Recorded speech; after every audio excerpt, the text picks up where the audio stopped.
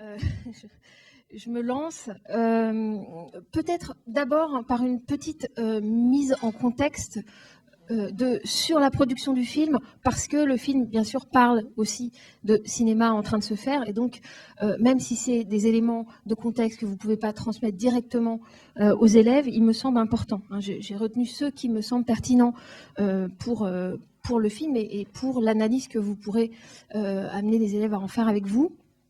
Donc, bien sûr, le fait que c'est un film de studio, et pas n'importe quel studio, le plus prestigieux, la MGM, donc il sort au printemps 52, et juste pour, je ne vais pas m'étendre là-dessus, mais cette date, le début des années 50, c'est quand même un moment de changement dans l'histoire des studios, dans l'histoire du cinéma, c'est-à-dire que le système avec ces majors, des grands studios qui dominent, est en train de se casser plus ou moins la figure, en tout cas d'être fragilisé par notamment des histoires de contrats, des histoires d'acteurs et même d'actrices qui vont discuter dur leur contrat, et on le voit hein, à la fin de ce film-là.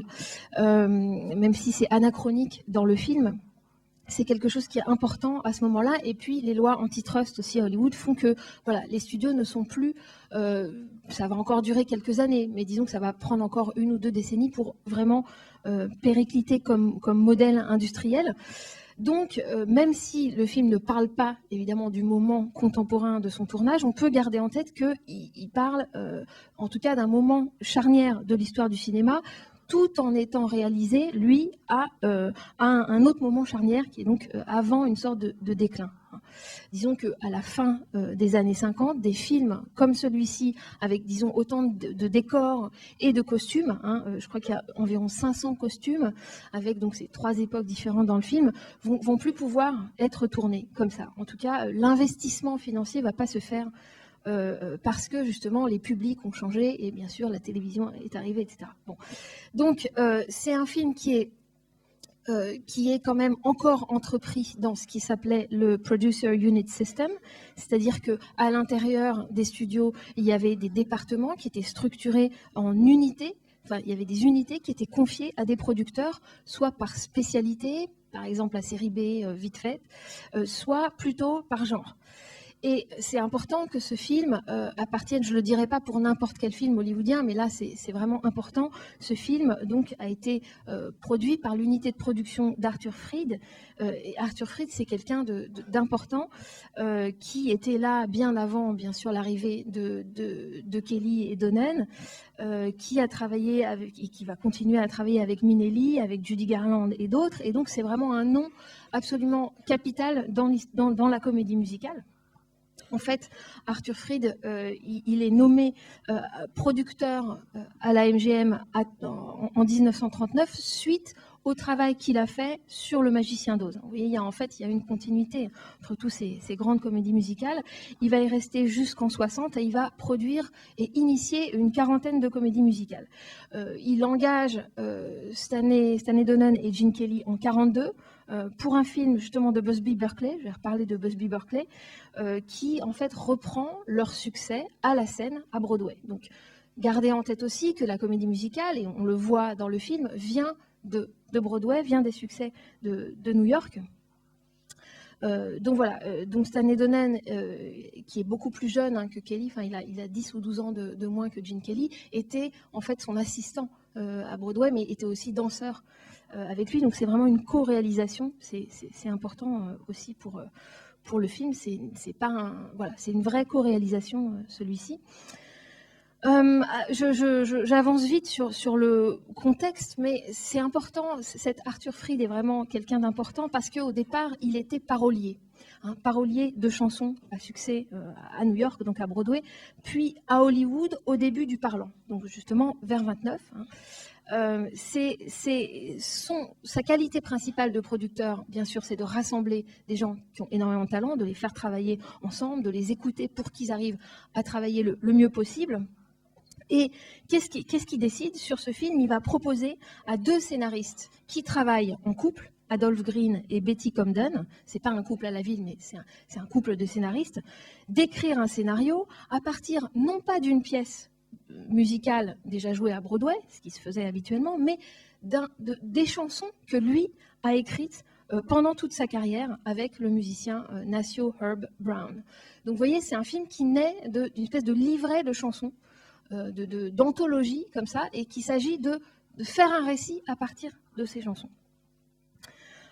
Important aussi donc les noms de Camden et de Green, parce qu'ils vont être, eux, en tant que couple de scénaristes, vraiment les scénaristes de quelques-unes des plus grandes comédies musicales, par exemple Tous en scène de Minnelli en 1953, et aussi important parce qu'ils ont été avant eux-mêmes des revuistes, des gens qui étaient à la fois acteurs, chanteurs et danseurs et musiciens et paroliers, tout ça à la scène à Broadway, dans des cabarets de New York puis à Broadway.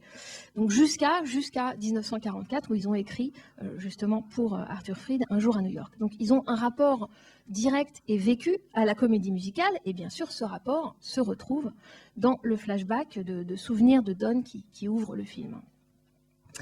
Donc tout ça, c'est quand même un film fait par des gens qui mettent collectivement leurs souvenirs vécus dans ce film. Donc on voit dans le film comment on fait d'abord du burlesque, puis du vaudeville, puis des lieux de plus en plus chics dans le premier flashback. Et donc d'autre part, comme je disais que ce film a été construit à partir des chansons, toutes les chansons, sauf Moses Supposes et Make Them Laugh, donc toutes les chansons du film à part ces deux, ont déjà été utilisées dans d'autres pièces et des films qui sont très connus. Donc c'est des chansons que le public connaît aussi par la radio. Par exemple, mais il y aurait tout est indexé, mais disons par exemple Singing in the Rain, c'est une chanson qui a été écrite en 1927 et qui est déjà utilisée dans un film qui s'appelle The Hollywood Review, je crois que c'est un film de 29, où, alors j'ai vu, je pouvais vous passer l'extrait, mais c'est pas très intéressant, on a une espèce de panel de stars qui est en ciré jaune et qui chante sous la pluie à côté de l'Arche de Noé. Bon, alors, et oui, parce que c'est une revue, donc c'est une série de numéros, justement pas narrativisés.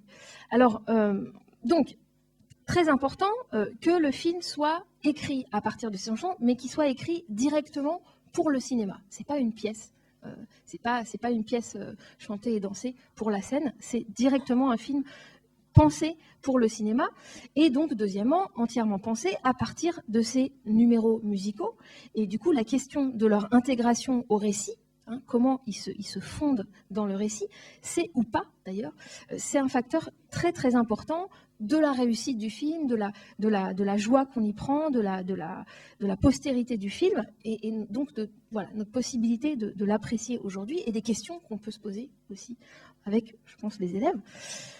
Alors, peut-être dernière chose de contexte, il est, je disais, vraiment co-réalisé par Gene Kelly et Stanley Donen. Donc, la part du chorégraphe et danseur et acteur, bien sûr, Gene Kelly, est importante.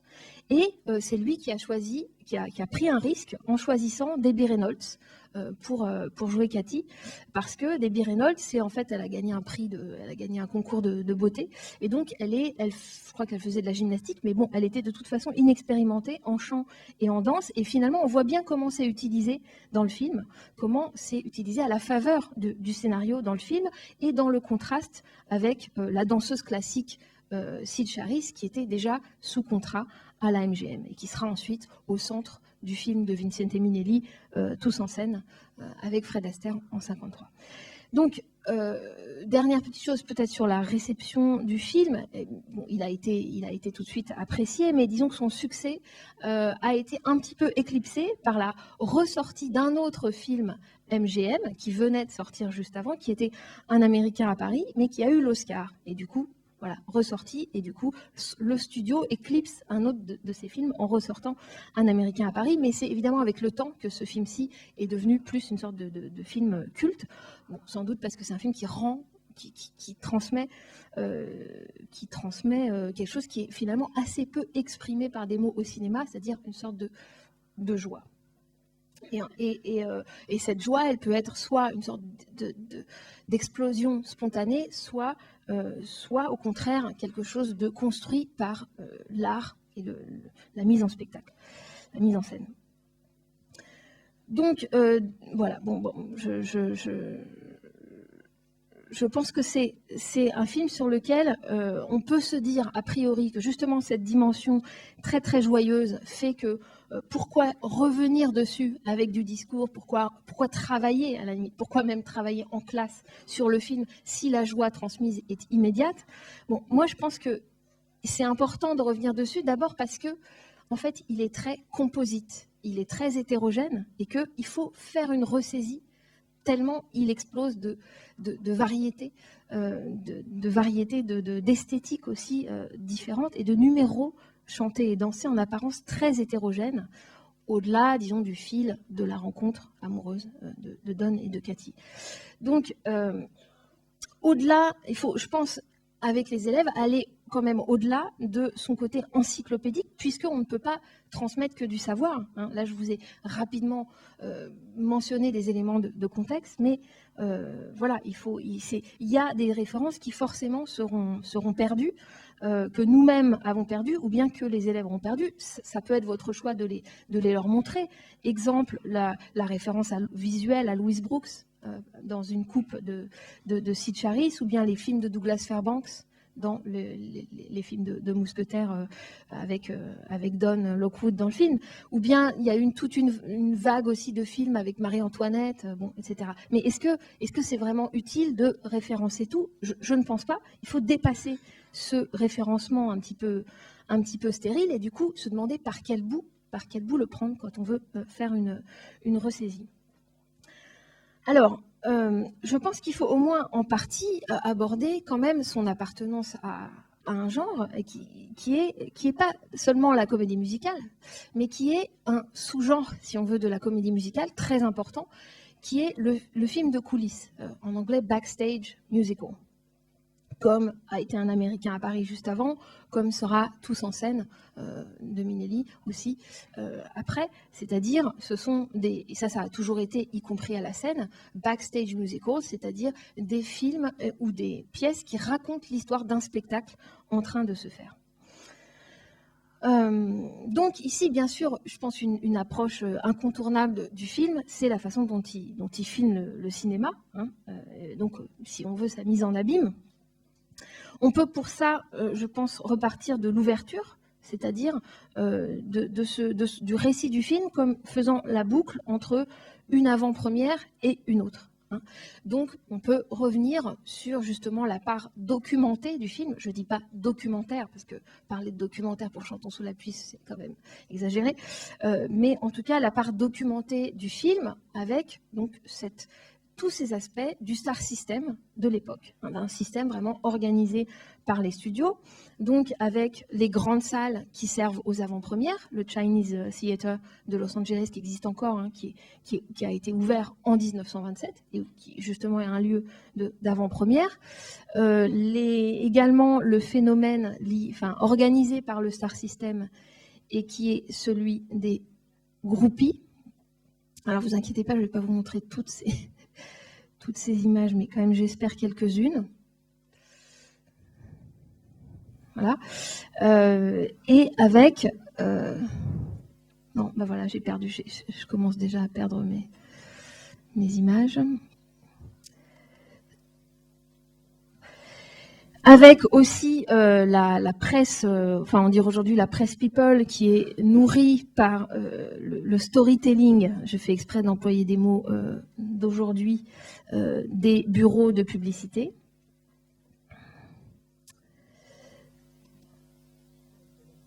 Hein, voilà, on voit Screen Digest ici.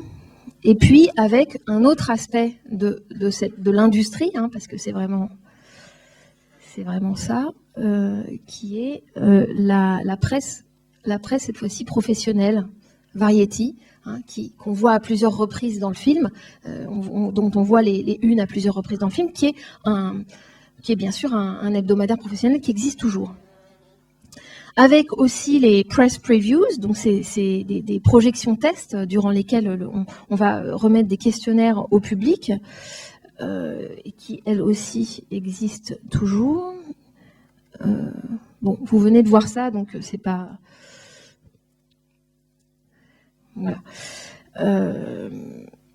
Donc, l'ensemble, évidemment, montre une sorte de fabrique du cinéma, mais de fabrique du cinéma à une certaine époque, à l'époque du cinéma muet, c'est-à-dire qu'on voit les projecteurs, les micros, les caméras des années, enfin les micros quand on va parler du passage au sonore, bien sûr, les caméras des années 20, les costumes aussi, ils vont puiser dans les entrepôts de costumes de la MGM, et ils vont aussi puiser dans la mémoire du créateur de costumes du film, qui est Walter Plunkett, qui travaillait déjà à l'époque, dans les années 20, à Hollywood, et qui va refaire notamment une certaine robe qu'il avait faite pour une diva, celle qui a le dos en toile d'araignée là, au début.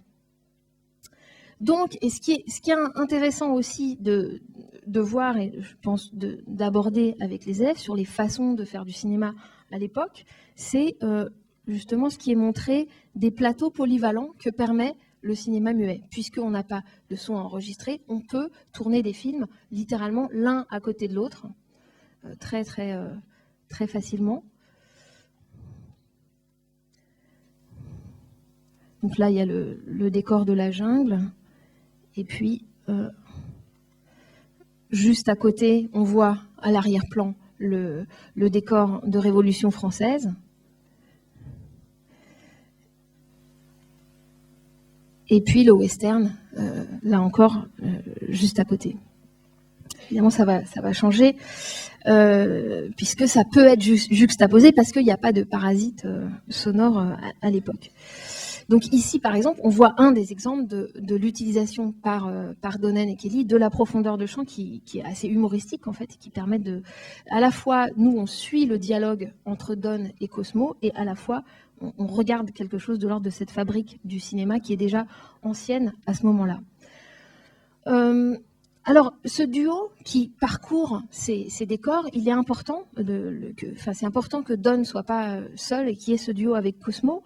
D'abord parce qu'il est sans doute un peu calqué sur le duo Kelly et Donen, mais aussi parce qu'il me semble que Cosmo incarne une sorte de connaissance, de sagesse du métier, vraiment le métier, qui est basé sur le fait aussi que Donald O'Connor, donc qui joue Cosmo, a vraiment grandi dans le monde du spectacle, dans le monde de l'acrobatie, et il reprend dans le numéro Make 'em Laugh, il reprend un des numéros de son enfance. Donc il apporte dans le film sa connaissance physique du burlesque.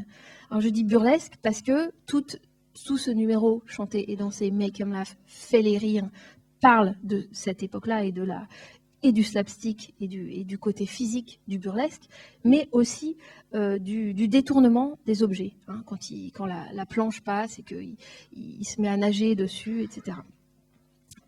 Mais il est aussi porteur, ce personnage, il n'est pas seulement porteur du passé, du slapstick, il est aussi dans le récit porteur d'une sorte d'intuition technologique, c'est-à-dire que lui, il porte une attention au parlant que d'autres appellent plutôt gadget, etc.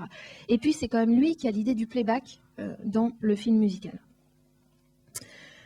Donc voilà, il faut quand même se poser la question, puisqu'il y a l'évocation de tout ce milieu du cinéma, de la production du cinéma des années 20, à l'époque muette, il faut se poser la question de la nature du regard qui est posé sur le cinéma de cette époque et sur la façon dont on faisait des films à cette époque. On pourrait se dire que, puisqu'il y a tellement de traits d'humour, que c'est un regard satirique. Bon, en fait, moi je trouve que justement avec le savoir-faire qui est porté par certains des personnages qui sont vraiment imprégnés du savoir-faire de cette époque. Par exemple, quand on veut gifler quelqu'un, au lieu de le gifler, on va lui balancer une tarte à la crème à la place. Hein. I learned this from the movies. Ou bien c'est Don Lockwood qui va, pour échapper à ses groupies, qui va faire une cascade parce que on a vu qu'il a été cascadeur avant. Et du coup, ce côté-là, je trouve, infléchit le regard, non plus sous la forme d'une cruauté satirique, mais plutôt d'un côté un peu tendre, d'une parodie un peu tendre.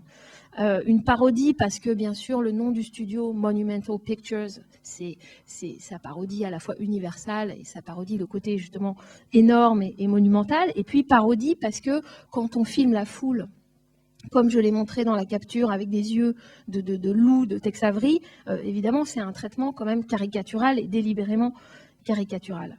Avec à un moment, bon, je ne vous montre pas la capture, mais il y a un homme en très gros plan. Enfin, bon.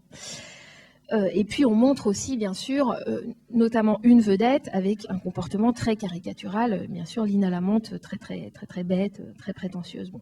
Et il y a aussi toute cette parodie des films de KPDP d'époque. Donc, je disais Douglas Fairbanks, Les Trois Mousquetaires, film muet de 1922. Et puis aussi le côté amusant, disons, du fait que le cinéma était à l'époque muet, mais comme dit le théoricien du son Michel Chion, il était en fait sourd. C'est-à-dire qu'on voyait quand même des gens parler, mais on ne les entendait pas. D'où ce truc avec le carton. Alors, comme je ne sais pas passer d'une capture à l'autre, c'est quand même très énervant. Peut-être que je règle ce problème. Voilà, avec le carton, I think I hear a footstep. Donc le côté extrêmement redondant du carton et puis le surjeu théâtralisé qui est de tous les personnages qui sont situés à cette époque. Mais je dirais que plus qu'une parodie, c'est une auto-parodie, hein, y compris de Gene Kelly comme star, parce que Gene Kelly connaît le phénomène des groupies. Et il connaît d'ailleurs aussi le film de KPDP, puisqu'il a tourné Les Trois Mousquetaires, une version en couleur en 1948. Donc il y a tout ce côté, disons, humoristique, mais aussi tendre. Le côté artisanat, à un moment, Don dit c'est un gagne-pain. Et c'est une tonalité qu'on retrouve dans l'un des très nombreux autres films sur le cinéma que vous pouvez explorer si c'est ce fil-là que vous décidez de tirer, et qui serait, là je vais faire un bond incroyable, qui est La Nuit américaine de Truffaut, parce que Truffaut a écrit sur Chantons sous la pluie, il a dit dans des entretiens qu'il a vu 20 fois ce film, qu'il l'adore, etc. Donc si on tire ce fil-là de la fabrication du film dans le film, de la mise en abîme du cinéma, on peut tout à fait passer un extrait de La Nuit américaine, notamment une scène de tournage où il y a une actrice qui est complètement alcoolique, qui ne se souvient plus du tout de son texte, et on lui place des feuilles, mais elle ouvre les mauvais endroits, donc elle tombe sur la mauvaise feuille, etc. Alors, mais dans ce film-ci, l'intérêt, c'est qu'il y a vraiment un nœud qui est tissé par le récit entre la description humoristique de ce milieu hollywoodien et la vie, je dirais, de mensonge que mènent les personnages, notamment Don, Lina et Cathy. C'est-à-dire que dans ce milieu-là, professionnellement, déjà, il faut mentir pour préserver son image. Une image qui est elle-même mensongère, puisque donc il y a tout ce jeu avec Lina qu'on empêche de parler en public, puisque c'est une très belle femme, mais elle a une voix de crécelle. Donc c'est l'idée que la publicité qu'il y a autour du cinéma, le star system, ne montre qu'une face des personnes. D'ailleurs, la première apparition sonore de Lina est vraiment une espèce de choc quand on entend sa voix pour la première fois. Et puis, il me semble que même dès le début du film, quand les vedettes viennent présenter le film, l'utilisation du blanc, alors vous en avez peut-être parlé ce matin, ils sont habillés dans des vêtements très... D'abord, il y a ce plan où, avant qu'ils arrivent, on a ce projecteur qui aveugle complètement. Et puis, on a leur costume aussi blanc. Donc, le costume tout blanc de Don et puis le costume brillant de Lina, qui vont avec le sourire complètement figé de Gene Kelly. Donc, l'idée vraiment que, finalement, le public est aveuglé. Que tout ça est une orchestration de l'aveuglement du public. Alors, plus profondément dans cette idée de mensonge, que les personnages vivent une vie de mensonge, il y a une figure de mise en scène qui est convoquée pour souligner ce mensonge dans le film, et c'est donc le fondu enchaîné dans le flashback, dans le premier flashback. Donc, je vais vous montrer. Alors, je ne sais pas si Suzanne peut passer une capture après l'autre, parce que sinon je suis toujours en train de... Voilà, je ne sais pas comment passer à la suivante d'ici. Alors avec cette ligne fameuse qui revient en boucle, la dignité avant tout, dignity, qui est évidemment qui résonne de manière ironique avec l'utilisation d'une série... Pardon ? Ah, merci. Non. Il faut peut-être tout laisser, faut peut-être sélectionner. 13 à 22. Voilà. Ouais. Et après, tout sélectionner. Voilà. Et peut-être sélectionner jusqu'à 22. 13 à 22.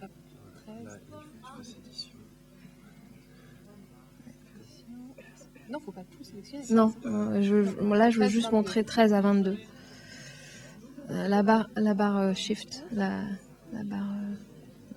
je pense qu'il faut faire ça. Barre espace. Non, je pense que c'est la barre de majuscule. Mais ouais. Voilà, jusqu'à 22. Ouais. Et après, pour passer, peut-être... Ouais, c'est ça. Bon. Merci. Bon. Alors donc, avec cette série, j'ai pas tout relevé. Le principe est simple, hein, bien sûr. Le discours, et là on le voit puisqu'on voit les sous-titres, le discours est contredit par les images, par un effet de surimpression. Non. On reste dans la couleur, mais il paraît que vous avez eu un petit problème de couleur ce matin. Voilà, merci. Mais après, bon, il y aura le problème va se reposer, mais bon, ouais, merci. Donc voilà, donc toute cette série, non, ça marche pas, c'est vraiment à désespérer. Voilà. Non, là, il veut plus passer à la suivante. Non. Bon, donc, vous avez compris le principe. Il y a cet effet comique de cette série de fondus enchaînés qui fait se contredire le son et l'image. Avec des noms de villes dans ce flashback particulièrement ridicules, des espèces de trous comme Coyoteville, Oatmeal, Dead Man's Fang, etc. Donc, il y a cette longue série de flashbacks mensongers. Ah ouais, c'est descendre ou monter. Ouais, c'est pas grave, c'est bien, tant pis. Ouais. Bon, merci. Donc là, c'est pas grave, je vais aller comme ça. Je vais passe 19 ou 20. Voilà. Donc avec ce jeu à chaque... non, mais c'est fou. Il veut pas. Bon, c'est... Voilà.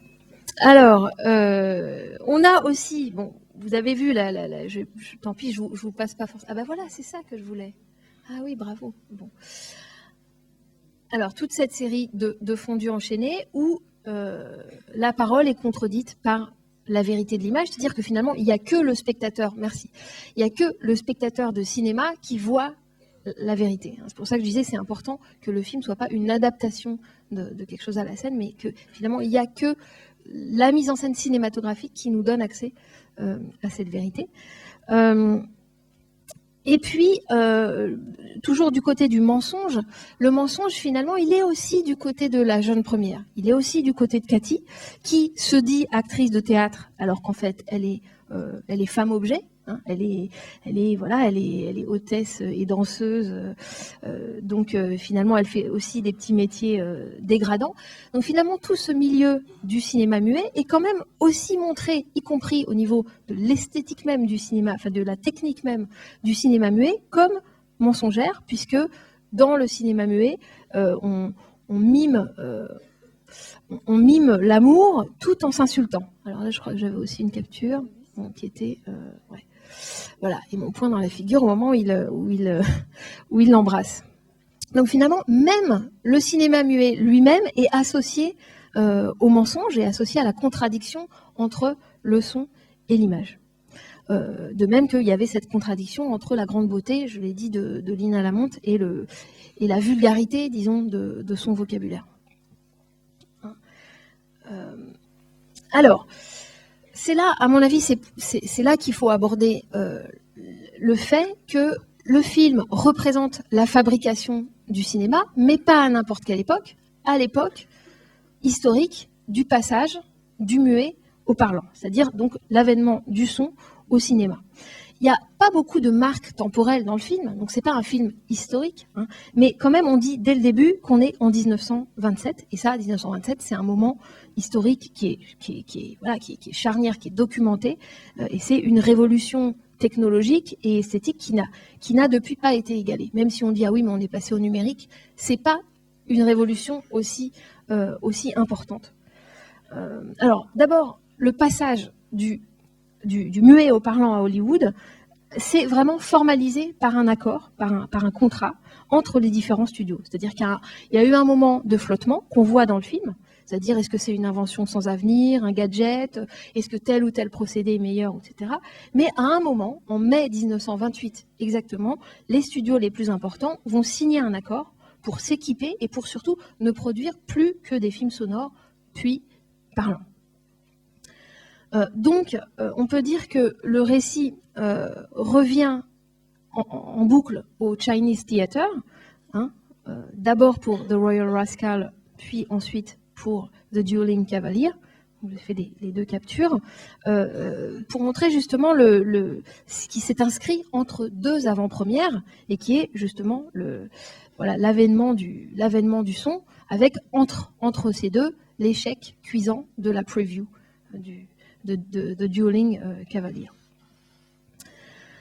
Évidemment, là, il y a des références et elles sont nommées dans le film. Le chanteur de jazz avec Al Jolson, qui est le premier film, non pas tellement le premier film sonore, mais le premier film vraiment bien synchronisé.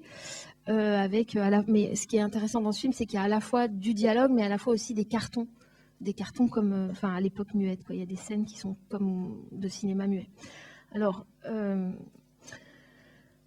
tout cela est très documenté dans le film, c'est-à-dire le choc et l'incrédulité éventuelle du milieu du cinéma hollywoodien devant l'arrivée du sonore. Donc ça, il y a une ironie dramatique rétrospective, hein, bien sûr, avec cette idée que ce serait un procédé sans avenir, et puis la prise de conscience progressive de l'importance, y compris économique, de l'arrivée du son. Je ne détaille pas, mais bien sûr, au centre du cœur, au centre comique du film, il y a tout ce qui est aléas techniques qui vont avec le passage au son, avec bien sûr, alors ça c'est de 28 à 41 et puis ensuite 42, avec bien sûr les gags du micro dans une des séquences qu'on peut repasser à mon avis aux élèves parce que c'est l'une des plus efficaces du point de vue comique, avec cette difficulté à enregistrer puisqu'on a 3 prises successives de la même scène, la chute physique puisqu'elle tombe de la scène, donc à chaque fois cette espèce d'insistance du slapstick qui ne veut pas s'en aller. On essaye de se décrocher de la période du muet, mais en fait, le slapstick fait toujours retour, y compris dans un film sérieux, comme celui qu'ils essayent de tourner. Et puis, bien sûr, l'écriteau sur le studio, la cabine d'enregistrement, qui devient ironique. Quiet while recording. Hein. Et plus ça se passe mal, plus il y a des aléas techniques, et plus ce quiet while recording devient un peu dérisoire. Donc, ce qui est possible, si on décide de parler et à mon avis, il est central de ce film, de ce fil du passage au sonore et au parlant, c'est de reprojeter aux élèves à la suite la séquence d'enregistrement du son et la preview du film avec les résultats de cet enregistrement qui sont aussi désastreux, avec toute une autre série là, de gags, avec le bruit excessif, cette fois-ci, de l'éventail, des bottes, du collier de perles. Donc là, cette fois-ci, on n'avait d'abord pas assez de son, et puis, à l'arrivée, on a trop de son. Donc, surtout, il me semble que tout ce travail comique sur le passage au sonore, il s'articule. Il y a un burlesque qui est lié à la désynchronisation. Au fait que, justement, on le voit dans la séquence de la preview, que la voix de femme, à cause du décalage, est mise sur un corps d'homme et l'inverse. Et donc, ça désorganise jusqu'à la distinction linguistique principale qui est entre oui et non. Et tout ça, ça participe, je pense, d'un comique plus général du film, qui est donc celui du décalage, dont je parlais déjà en disant que Lina était très belle, mais qu'elle avait une voix atroce, etc. Alors, je dirais que la question du film, elle est quand même de comment lutter contre ce décalage, c'est-à-dire comment faire coïncider la voix et le corps. Et la réponse, elle est évidemment dans le numéro chanté et dansé. dire de chanter et de danser en même temps, avec, et bon, j'y arrive, mais avec peut-être quand même la précision qu'il y a un petit aspect qui est évoqué, mais pas énormément dans le film, qui est le côté poignant, cette fois-ci pas du tout comique, poignant et presque mélodramatique, qui est que tout un pan de la troupe des acteurs hollywoodiens a disparu entre le muet et le parlant, justement parce qu'ils avaient une voix horrible comme Lina Lamont, ou bien voilà, parce qu'ils n'ont pas su s'adapter. Et donc c'est évoqué dans le film, mais c'est pas sur cette tonalité-là que le film décide de suivre, mais quand même dans le dialogue, dans le reproche que fait Cathy à Don quand elle dit « vous êtes une ombre, vous êtes un mort vivant », on peut entendre à la fois une critique par un art élitaire qui serait le théâtre du cinéma, mais on peut aussi quand même entendre l'idée qu'il n'est pas non plus pleinement un acteur, puisque de toute façon l'art dans lequel il s'exerce, le cinéma, est encore muet. Donc voilà, juste pour dire qu'il y a cette note-là, il y a cette touche-là un petit peu mélodramatique dans ce passage. Mais donc je disais, l'autre point important, majeur du film, c'est bien sûr le corps et sa coïncidence avec la voix, comme lieu de l'expressivité authentique de l'individu. Alors c'est évidemment la rencontre amoureuse et la mise à nu des personnages qu'elle entraîne qui va faire sortir Don et Cathy de leurs mensonges respectifs. Mise à nu, d'ailleurs, puisque le costume de Don, dans leur première rencontre, se coince dans la portière. Et donc, voilà. Donc, cette vérité du corps va s'exprimer de manière, bien sûr, j'allais dire parfaite, enfin, disons exemplaire, dans le solo qui donne son titre au film. Chantons sous la pluie. Alors, j'aimerais bien quand même qu'on le revoie et qu'on le réécoute.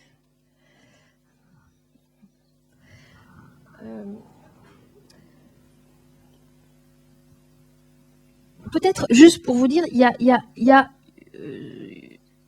ce moment de libération de la parole, du sentiment, du corps, du chant. Il est bien sûr quand même anticipé par une autre séquence très importante, mais on ne peut pas tout se repasser, et qui est, par deux autres séquences, qui est d'abord Make 'em Laugh, comme je disais, mais cette fois-ci je veux en parler plus spécifiquement, dans la façon dont Cosmo, dans cette séquence, fait vraiment exploser les limites de l'espace. C'est vraiment une séquence très, très, très belle. Alors donc lui, c'est plutôt sur le mode explosif et non pas harmonieux de Don Gene Kelly. Donc dans Make Them Laugh, je disais, lui, il est rattaché au muet, au burlesque, mais ce qui est intéressant, c'est que, donc ça, cette séquence Make Them Laugh, elle est à 26 minutes à peu près du début du film, c'est qu'il y a tout ce jeu sur la profondeur de champ et sur la fausse perspective avec, vous vous souvenez, alors juste peut-être montrer les captures, c'est 53, 54, 55, 56, pardon. Avec ce qu'on appelle une découverte, alors soit une photo, soit une toile peinte derrière. Donc là, c'est le couloir, le faux couloir derrière lui. Première façon de creuser l'espace, de l'étendre.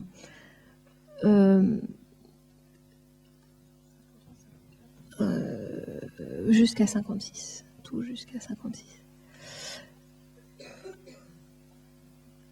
Voilà, donc le couloir qu'on voit derrière, mais aussi le fait qu'il se heurte vraiment aux limites du décor et que finalement, il le crève à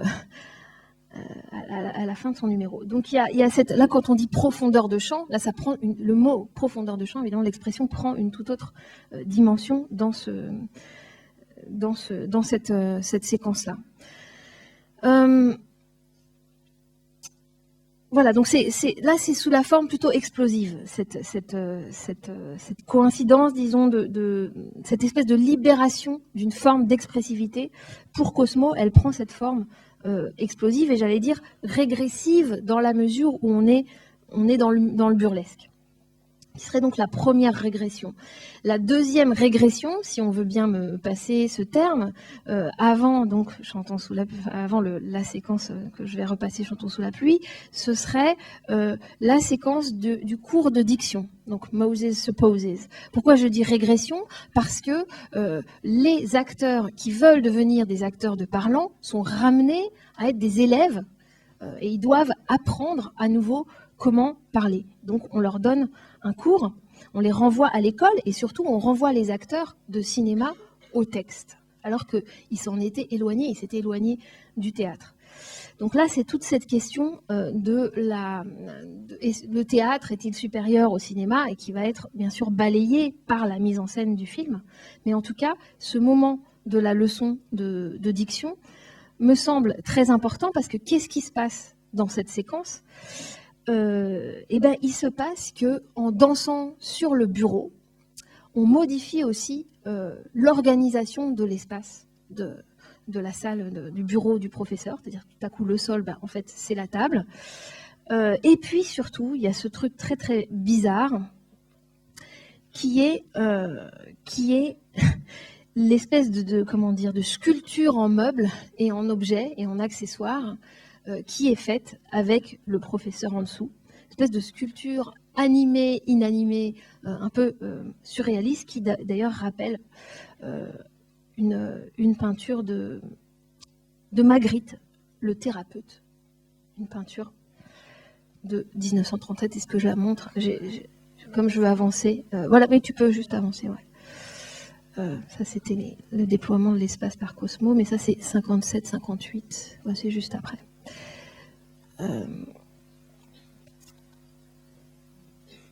Avec donc cette étrange finale de la séquence avec A, c'est-à-dire que tout à coup, je parlais de régression, on est renvoyé au babil, quoi. On est avant le mot, avant le dialogue de cinéma, les acteurs sont renvoyés à être des espèces de bébés qui doivent réapprendre les sons. Et puis, voilà, le tableau auquel ça peut faire penser, cette espèce de drôle de composition. Donc le thérapeute, c'est un tableau de 37. Qu'est-ce qui se passe dans cette séquence-là du cours de diction? C'est que il me semble que justement, d'abord, il transforme ce qui est du travail scolaire, disons, en euphorie, et surtout, ils enlèvent du sens là où il y en avait, ou plutôt ils montrent qu'il y avait beaucoup de non-sens. Et d'ailleurs, la phrase « Moses supposes his toes are roses » est déjà elle-même comique, dans la mesure où il le dit sur un ton très sérieux, alors que ça parle quand même de Moïse qui pue des pieds.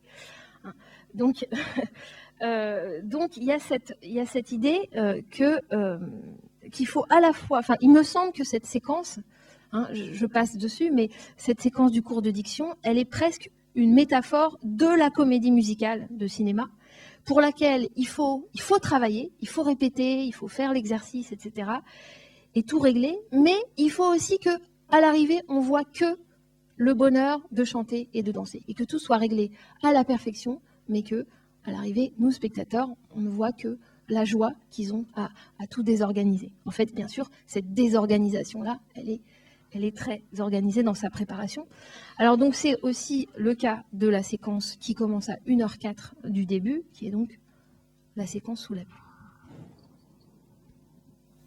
Évidemment, cette séquence, elle est cruciale, pas seulement parce qu'elle donne son titre au film, elle est devenue une espèce de séquence emblématique de la comédie musicale, mais vous remarquerez d'ailleurs qu'il passe devant différents magasins et différentes institutions qui, comme par hasard, il y a une librairie, une école de musique, une école d'art, des chapeaux, un magasin de chapeaux, et donc on a quelque part un peu tous les postes de la création d'un film, que ce soit de l'écriture d'une comédie musicale, de l'écriture au costume, etc.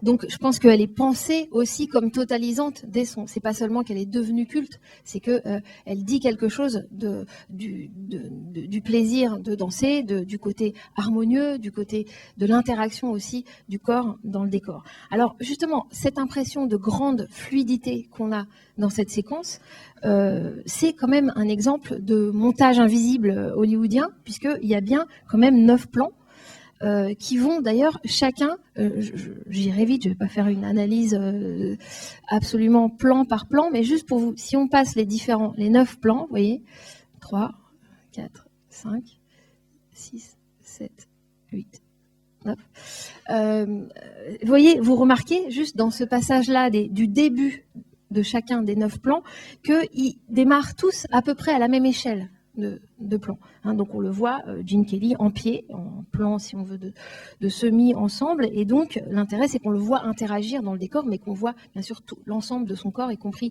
ses chaussures, sauf les 2 plans de la fin, mais je vais y venir. Donc vraiment chaque plan commence avec cette échelle-là de montrer le danseur en pied et dans son environnement, et chaque coupe, où est-ce que sont opérées les coupes de telle manière qu'on les voit presque pas, mais chaque coupe commence à un moment rythmique de début de couplet ou de début de refrain. Donc, évidemment, les coupes, elles sont calées sur la musique. D'autre part, à l'intérieur de chacun de ces plans, sauf les 2 derniers dont je vais reparler, il y a un mouvement similaire à chaque fois. Alors, d'abord d'accompagnement, la caméra va suivre en travelling, arrière ou avant d'accompagnement le danseur, le personnage. Hein, c'est vraiment une combinaison entre le mouvement du danseur et le mouvement de la caméra. Mais ensuite, à un moment, elle vient recadrer d'un peu plus près, soit à la taille, soit en plan américain, soit en plan rapproché, j'allais dire plus ou moins selon le sens des paroles, puisque quand il dit I've a smile on my face, là, c'est un plan rapproché, et au niveau de l'angle, c'est un plan en plongée, c'est-à-dire qu'on a l'impression qu'il s'adresse au ciel, et il dit Come on with the rain, allez-y, faites tomber, quoi. Et on le voit sourire, et il y a tout un effet aussi d'éclairage plus marqué sur son visage. Alors on peut quand même se poser la question de ce que produit cette espèce de redondance où le type chante et danse sous la pluie, et il dit qu'il chante et danse sous la pluie, et où quand il sourit, il dit qu'il a un sourire sur son visage. Et voilà. Et moi, l'impression que j'ai, en tout cas, c'est que c'est une réponse à la désynchronisation qui est le problème qui précède dans le film. Des synchronisations, comme je l'ai dit, dans les films, entre le corps et la voix, des synchronisations générales du film, et que là, non, pour une fois, il chante, il dit qu'il chante, il danse, il dit qu'il danse, il sourit, il dit qu'il sourit, etc. Donc c'est à la fois c'est drôle, mais à la fois ça apporte quand même une réponse harmonieuse, parfaitement harmonieuse. Avec donc, bien sûr, cette joie enfantine qui a à reconfigurer le temps, puisqu'il décide qu'il n'a pas, il décide que pour moi le soleil brille, c'est la phrase qu'il dit à Cathy au début et qui va lancer le numéro avant que le numéro commence. Donc on voit bien qu'il y a dans la comédie musicale, dans celle-ci, un monde qui devient semi-imaginaire, je dirais.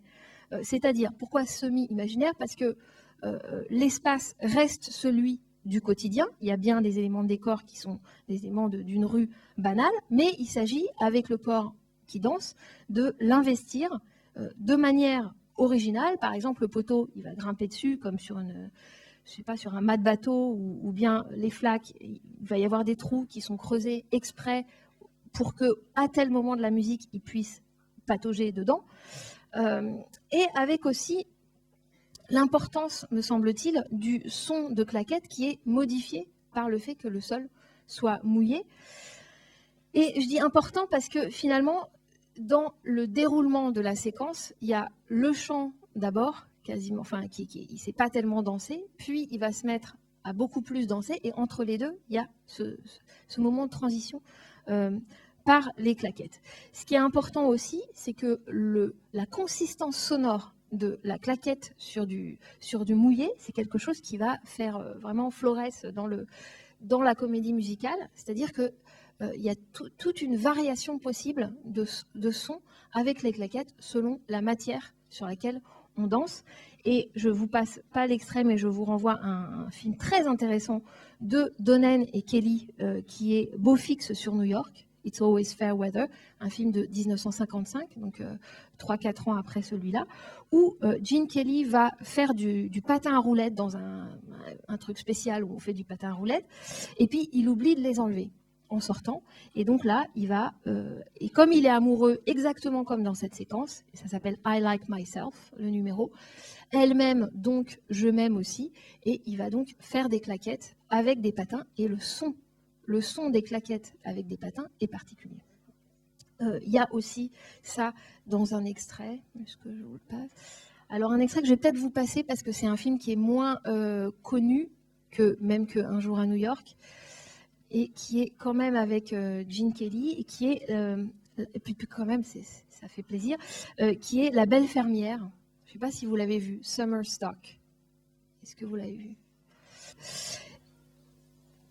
Ça, c'est donc la jolie fermière. C'est pas La Belle Fermière, c'est La Jolie Fermière, Summer Stock de Charles Walters, avec aussi Judy Garland. C'est un film de 1950, donc tourné juste avant Chantons sous la pluie. Là, on voit une exploration un peu plus technique de cette modification du son des claquettes, puisqu'il n'y a pas toute cette ampleur, disons, d'harmonie qu'il y a dans Chantons sous la pluie, mais que je trouve quand même intéressante parce qu'elle relève aussi du détournement des objets, enfin de l'utilisation des objets et du décor dans la séquence de Chantons sous la pluie, bien sûr, enfin le parapluie, etc. C'est-à-dire que quand je disais semi-imaginaire, c'est que bien sûr les objets n'apparaissent pas magiquement, il a que son parapluie, mais qu'on peut les transformer par l'usage. Avec le parapluie qui transforme plus ou moins en collecteur de pluie, en ukulélé, etc. Et puis, du coup, on commence à lire le décor aussi différemment. Par exemple, la femme en maillot de bain dans la publicité qu'il y a derrière fait penser, quand on écoute la chanson, au soleil dont il parle dans la chanson, etc. Donc, on n'a pas c'est pas que l'inanimé s'anime, comme dans le burlesque, mais il y a quand même ce côté semi-imaginaire.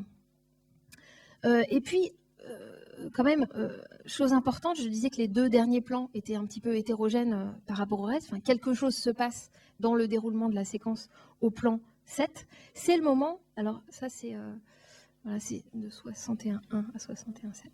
C'est le moment où la musique éclate, disons, où elle devient plus forte, plus intense, et où aussi ça se traduit dans le mouvement de la caméra par un éloignement. C'est une caméra qui est posée sur une grue, il y a un travelling arrière ascendant, et ça correspond aussi à un changement dans la chorégraphie, avec des mouvements beaucoup plus amples, c'est quand il tourne.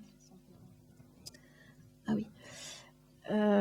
Alors là, quand même, il y a quelque chose dans ces mouvements plus amples, il y a plusieurs choses. D'abord, il y a ce creusement, ce déploiement de l'espace dont j'avais déjà parlé dans la séquence Make 'em Laugh, qui est faite différemment, mais qui est, disons, faite par la mise en scène elle-même, puisque en s'éloignant, tout à coup, l'espace devient beaucoup plus vaste et on a beaucoup plus profond.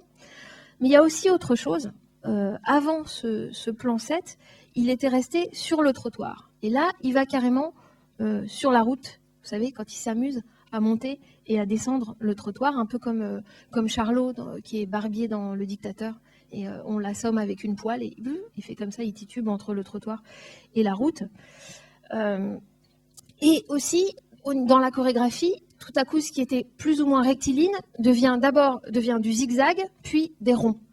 Et là, quand même, je trouve qu'il y a quelque chose, alors, une traduction d'une forme de transgression quand il va sur la route, c'est-à-dire que le corps est libéré à un point où il va carrément sur la route, et d'ailleurs, c'est pas pour rien que le policier arrive et va arrêter quelque chose, enfin réaffirmer, disons, le fait qu'il n'est pas tout seul et que cette liberté-là, elle a aussi des limites.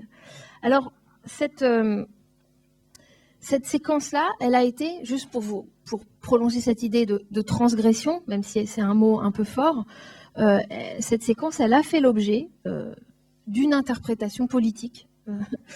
Donc je vous la mentionne juste, qui est une interprétation de macartisme, c'est-à-dire que Jane Kelly, qui a vraiment été inquiétée par la bande, j'allais dire la bande de McCarthy, est effectivement partie en Europe pendant 2 ans pour des raisons fiscales, mais donc aussi politiques. Et donc, il y aurait une lecture du film qui fait que le retour du policier, c'est ça aussi, c'est l'instance de flicage qui est là.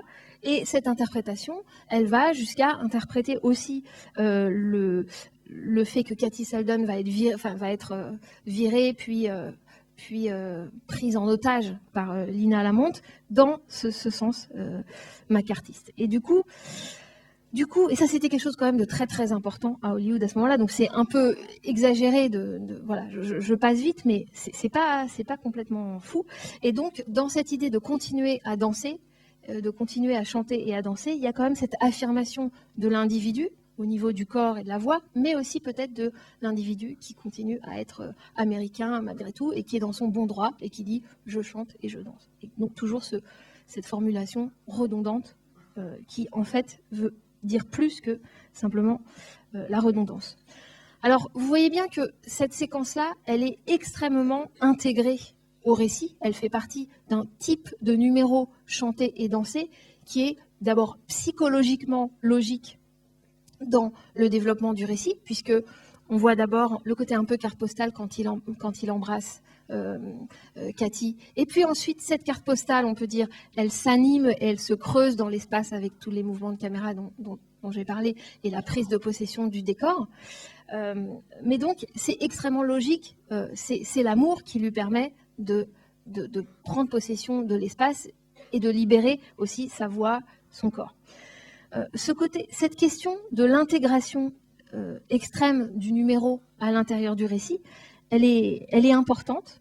Et je vous renvoie à un extrait que je ne vous passe pas, mais parce que vous le connaissez, et qu'on peut tout à fait passer si on veut travailler cette question avec les élèves, à savoir comment on passe du scénario dialogué au numéro. Au numéro, on va chanter et danser, sachant que, comme je disais, ce n'est pas un monde entièrement imaginaire, et que c'est pas. Et quel est le glissement qui s'opère? Ça, on peut l'observer dans plusieurs comédies musicales, mais je vous propose de l'observer vous-même dans un film que vous connaissez très bien, qui est Les Demoiselles de Rochefort de Jacques Demy. Et donc, vous pourrez, si vous voulez travailler ce début de la danse, travailler le tout début du film, vous vous souvenez, où les forains arrivent en camion sur le pont transborder de Rochefort, et où, est-ce que vous vous souvenez ce qu'ils font? Ils s'étirent, et en fait, les étirements deviennent des pas de danse. Et donc, voilà, c'est comment un geste finalement très petit et très trivial du corps devient véritablement une chorégraphie. Je ne cite pas pour rien Les Demoiselles de Rochefort, parce qu'il est complètement imprégné de la comédie musicale classique, jusqu'à, disons, West Side Story, et que Demy, sur ces brouillons de préparation des Demoiselles de Rochefort, indiquait juste la joie. Donc cette idée de la joie, comment on transmet la joie à l'intérieur d'un film est très sérieuse, enfin, elle est très importante. Alors je pense que ce qui serait bien avec les élèves, c'est d'une part de lister les différents numéros chantés et dansés du film, et d'autre part aussi de faire la distinction à l'intérieur de cette liste de numéros chantés et dansés, voire uniquement chantés pour le dernier, de faire donc la distinction entre ceux qui s'intègrent, qui sont vraiment ancrés dans la psychologie, dans le quotidien des personnages, dans le récit, et puis de l'autre côté, un autre régime du numéro chanté et dansé qui serait les ballets, et qui sont davantage comme des espèces de petits courts-métrages, de petites séquences autonomes qui sont séparées du reste du récit. Alors, ils sont intégrés quand même, hein, le scénario est très bien ficelé, mais qu'est-ce qu'on voit? On voit une très grande hétérogénéité visuelle et sonore de ces extraits-là, et en particulier un changement de rythme avec un montage très marqué. Je pense bien sûr à... Et ça s'appelait, ces numéros très hauts en couleur, avec un montage plus rapide, très rythmique et l'absence totale d'épaisseur de personnages. Ça s'appelle en anglais extravaganza. Donc ça donne cette idée d'extravagance, et c'est bien sûr le cas, alors c'est 62.1 à 62.5 du numéro Beautiful Girl, qui est complètement modelé sur un spectacle de revue, enfin genre Ziegfeld Follies, avec caméra sur grue, effets spéciaux, avec aussi des fragments de corps, des acteurs qui sont filmés sur fond vert et puis qui sont incrustés ensuite, ce qui fait qu'on a une impression de pas du tout de profondeur. On a l'impression qu'ils sont collés sur le fond. Ah oui, ça va très loin, c'est assez agressif, avec aussi une démultiplication qu'on vient de voir du même acteur, avec des faux raccords, et donc cette utilisation très vive du Technicolor 3 bandes, couleur qui va se modifier parce que le Technicolor 3 bandes va cesser d'exister en 54. Il n'y aura plus qu'un négatif, et du coup ça modifiera la texture de la couleur, mais peut-être que Alain Bergala vous en a parlé beaucoup mieux que moi ce matin. Donc tout ce côté non naturel, qui est aussi pris en charge bien sûr par les costumes et par le fait qu'on soit dans les années 20 et que donc le style des costumes soit extrême avec les manches chauve-souris énormes, l'énorme bordure de fourrure, la fourrure qui est teinte dans des couleurs absolument non naturelles, le collier de perles qui fait 3 km, etc. Donc ces séquences-là, elles ont vraiment, l'accent est mis bien sûr sur l'artifice, sur le tableau vivant. Par exemple dans Beautiful Girl, cette espèce de défilé de mode ou de calendrier de chaque mois de l'année, on voit que les mannequins tentent à la fois de ne pas bouger, mais qu'en même temps on n'a pas fait d'arrêt sur image, donc on les voit bouger quand même. Donc il y a vraiment cet effet d'artifice extrême et délibéré, je dirais. Alors tout ce côté extravaganza, il vient d'un type de comédie musicale qui est vraiment très important dans l'histoire de la comédie musicale et qui est le style inventé par Busby Berkeley, qui était à la fois chorégraphe puis qui est devenu cinéaste. Parfois c'est lui qui tourne ses films, parfois non, mais dans tous les cas, c'est lui qui les chorégraphie. Et je voulais quand même vous montrer un extrait de un film qui s'appelle Footlight Parade de Lloyd Bacon, un film de 1933, et un numéro qui s'appelle By the Waterfall. Oui, alors, est-ce qu'on peut remettre, ouais. Je pense que c'est important en fait de montrer aux élèves ça parce que c'est un type de comédie musicale qui n'existe plus, mais Busby Berkeley, enfin qui n'est plus vu, mais Busby Berkeley est allé très très loin. On le voit très bien dans un formalisme, dans un artifice, une artificialité qui fait qu'on a vraiment presque autre chose que de l'humain. C'est-à-dire qu'à la fois on voit de très près le corps des danseuses avec ce qu'on appelait qui est une sorte de plan canonique de la comédie musicale qui est le crotch shot, le plan d'entrejambe, qui a un érotisme voilà, particulier.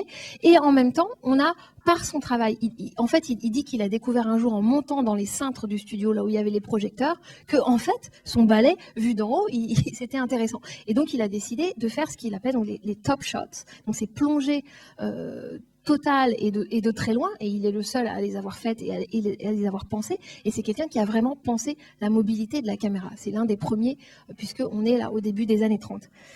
Et ce qui est intéressant, c'est qu'on a vraiment à la fois l'humanité de la danseuse, mais à la fois, dans ces plans très éloignés et en plongée, quelque chose d'autre que de l'humain. Alors ça peut faire penser à l'éclosion d'une fleur à un moment, et puis là, je ne sais pas, un kaléidoscope ou même des cellules sous un microscope. Enfin, il y a vraiment quelque chose de déréalisant et d'extrêmement artificiel dans la chorégraphie, et bien sûr l'absence du coup de toute psychologie. C'est le contraire en quelque sorte du numéro intégré dont je parlais tout à l'heure.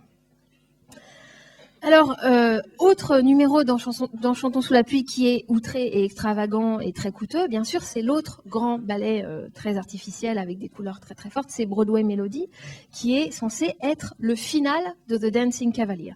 C'est-à-dire, c'est donc ça n'est pas un flashback, c'est une image mentale, puisque Don représente le final du film qu'il voudrait tourner, avec donc pareil, tout un relevé à faire, et on peut très bien le faire, je pense, en classe, de tout ce qui est tous les éléments de décor, notamment, et de couleurs, complètement artificiels, un tapis roulant qui figure la rue, des décors qui sont traités complètement en fausse perspective, sans profondeur, et puis aussi tout le travail sur le montage qui est calé sur le rythme de la musique. Donc on est vraiment là dans un travail réaliste, doublé par le fait que cette image mentale, ce récit mental, inclut un flashback, vous vous souvenez, inclut un rêve du personnage, vous vous souvenez, qui voit il voit d'abord Sid Charisse comme étant disons une femme à gangster, et puis finalement il l'imagine comme étant cet ange pur habillé de blanc. Donc c'est, vous voyez, l'emboîtement là, à l'intérieur de cette image mentale, le rêve et qui va être désillusionné du personnage, d'où peut-être d'ailleurs la proximité de couleurs entre les tenues de Cathy Seldon et le fond sur lequel le personnage de Gotta Dance danse avec l'espèce d'inconnu en blanc, donc dans ce numéro qui s'appelle Broadway Ballet. Évidemment, pourquoi ce numéro est très long ? Il est très long parce qu'en fait, il répond à un immense succès qu'a eu le ballet final de Un Américain à Paris avec Gene Kelly, qui durait 17 minutes, et il y a une espèce de concurrence dans la longueur du ballet et dans le délire visuel et de décor que de ces ballets. Voilà. Alors, je vais terminer, mais en tout cas, terminer et ouvrir à vos questions, à vos remarques, mais simplement parce que je pense que c'est important, ce travail sur l'artificialité. Enfin, on peut se dire, voilà, de quel côté est le film? C'est-à-dire, est-ce qu'il est du côté des personnages, des numéros chantés intégrés, ou est-ce qu'il est du côté de l'ultra spectaculaire et de l'ultra artifice de ces autres ballets qui sont beaucoup moins, qui nous apparaissent comme beaucoup plus pièces rapportées? Mais je pense que le film donne une réponse qui est qu'il y a une bonne artificialité, si on veut, et que cette bonne artificialité, le fait d'assumer l'artifice, apporte une réponse à la vie de mensonge des personnages dont je parlais. C'est-à-dire, pourquoi? Eh bien, parce que Don va avouer qu'il lui faut un décor, il lui faut le décor des films parlants qui vont être tournés pour avouer son sentiment à Cathy. Donc là, on a ce dénouement, disons, du mensonge dans la scène, disons, dans un décor qui est le décor de la construction du spectacle, de la construction de l'artifice. Donc, voilà, donc le film, c'est aussi ça comme histoire, c'est comment il fait advenir une parole chez Don Lockwood. Hein, une parole qui serait plus une parole mensongère, comme on l'a vu au début, mais une parole qui serait beaucoup plus minée par le doute, mais aussi avec peut-être une nouvelle idée de la dignité. Hein, la dignité comme étant de faire honnêtement son travail et d'assumer la part d'artifice de son métier du spectacle. Voilà. D'ailleurs, le film lui-même, dans sa mise en scène, je pense, assume aussi cette part un peu sombre d'Hollywood. C'est-à-dire que dans tout ce dont j'ai parlé au début, dans le côté comique de la description de l'époque, de comment on faisait des films à l'époque muette, finalement, il n'y a pas grand-chose de très méchant sur Hollywood, alors que dans ce ballet dont je parle, Broadway Ballet, il y a des choses beaucoup plus sombres, et notamment la présence des types de la mafia. Mais toute cette atmosphère aussi sursexuelle et de prostitution, finalement. Donc le film lui-même avoue des choses à l'intérieur de cette extrême artificialité du ballet. Bon, je m'arrête là parce que sinon on n'aura pas le temps pour quelques échanges et peut-être aussi quelques autres suggestions de pistes et d'autres extraits. Est-ce qu'il y a un... Je suis désolé, on n'a plus qu'un micro, on nous en a volé un. Donc je vais faire des allers-retours. Bon, en effet, on a, de toute façon, officiellement, on n'a même pas vraiment le temps, mais est-ce qu'il y a des questions, des remarques par rapport à tout ce qui vient de se dire? Alors c'est juste, moi je fais une petite parenthèse, c'est qu'on avait déjà programmé ce film dans Collège au cinéma il y a quelques années, et ça n'avait pas été facile. Donc il y avait des numéros qui plaisaient, mais notamment le numéro de fin dont on vient de parler, il était considéré comme très long, les enfants décrochaient. Voilà, donc d'où la nécessité peut-être de les préparer, notamment en montrant des séquences de, pourquoi pas, de Bubsy Berkeley ou d'autres films avec Jane Kelly. Voilà. Je pense qu'il faut les habituer à ce que ce soit des séquences qui peuvent être assez longues et qui sont quand même, voilà, qui sont des prouesses. Des questions, des remarques? Je cours très vite, hein, je peux. Non? D'accord, bah merci Charlotte. Tu voulais ajouter quelque chose? Non, juste sur ces questions de comment faire, enfin comment différentes pistes. Enfin, moi, je pense que la question d'abord du décalage entre son et image est importante, mais aussi cette question du mensonge, parce que finalement, ça amène aussi, je pense, les élèves à se demander en quoi le cinéma, enfin, est-ce que le cinéma nous ment, quoi. Et finalement, en quoi le cinéma est très honnête en nous disant qu'il ment. C'est-à-dire que c'est en affichant son côté très artificiel qu'il dit une vérité. Donc, il y a plusieurs niveaux de cette sincérité. Il y a la révélation de quelque chose au niveau des personnages, tout à coup, qui vont s'avouer que pour Cathy, que finalement elle n'est pas actrice de théâtre, etc. Donc il y a mais c'est cette idée de coïncider avec soi-même et qui, là il faut vraiment repenser à la fin, où tout à coup, le Don Lockwood vu de profil, par surimpression, va coïncider avec l'affiche. C'est-à-dire tout à coup, il fait corps avec le film qu'il a fait. Alors qu'avant, il était dans une hypocrisie, finalement. Il méprisait son travail. Donc il y a ce niveau-là des personnages, et puis il y a aussi l'artificialité de la comédie musicale en tant que telle. Et comment essayer peut-être de donner goût aux élèves à cette artificialité en disant que c'est une honnêteté aussi que d'afficher l'artifice. Et donc c'est pour ça que je pense qu'en réfléchissant aux différents numéros musicaux et en voyant comment ils sont plus ou moins intégrés, mais que peut-être cette distinction, elle n'est pas finale, elle n'est pas si importante. Enfin, j'espère avoir contribué à le montrer, quoi. Que tout ça est d'un seul tenant et qu'il y a une honnêteté à célébrer, disons, le spectacle. Bon, voilà. Ben, en tout cas, merci. Voilà, merci.